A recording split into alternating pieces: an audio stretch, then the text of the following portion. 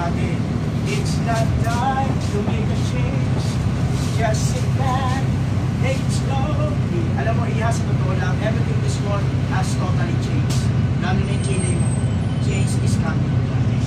Kaya binabati natin si Teacher Lani. Teacher Lani, oo, marami nagmamahal sa'yo. Hindi mo lang makita. Well, paano mo talaga mag-move on? Number one, huwag pindot ng pindot sa cellphone na alam mo namang walang reply. Mapapagod ka yan, ate. Lahat ng bagay pwedeng magbago. Ultimate kilay mo. Change is coming. Diba? Pangalawang bagay para mag-move on, huwag pilitin kung ayaw sa'yo ng guy. Baka masira ang ulo. At ang pangatlong bagay, ate, huwag mag-invest ng emotion sa relationship. Kalma lang, ate. Malay mo sa susunod na Pasko,